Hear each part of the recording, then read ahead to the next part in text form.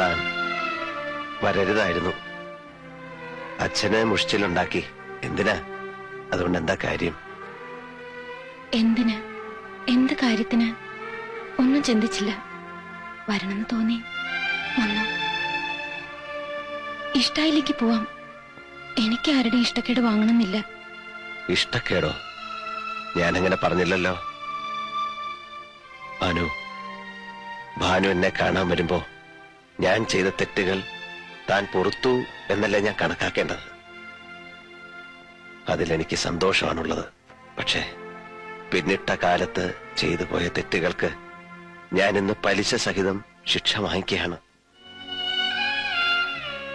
അപ്പോ എന്നെ കാണാൻ വരിക, സ്നേഹമോ കാരുണ്യമോ ഒരു നോട്ടത്തിലൂടെയെങ്കിലും എനിക്ക് തരിക. അങ്ങനെ ചെയ്യുന്നവർക്ക് ഈശ്വര കോപം ഉണ്ടാവും. ഞാൻ അറിഞ്ഞിരുന്നത് ഇയാളിന് ബലമുള്ളൊരു ശരീരം മാത്രമല്ല, അതിൽ ഉറപ്പുള്ളൊരു മനസ്സും ഉണ്ടെന്നായിരുന്നു. പക്ഷെ ഇപ്പൊ മനസ്സിലാവുന്നു, പാതി ചത്തു എന്ന് പറയുന്ന ശരീരത്തിനുള്ളിൽ മുഴുവൻ ചത്ത ഒരു മനസ്സാണുള്ളതെന്ന്. അതിനനുവദിക്കരുത്.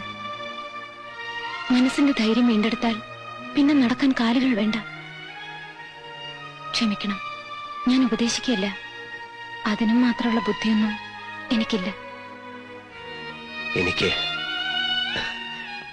എനിക്ക് മനസ്സിലാവുന്നില്ല ഭാനുമതി.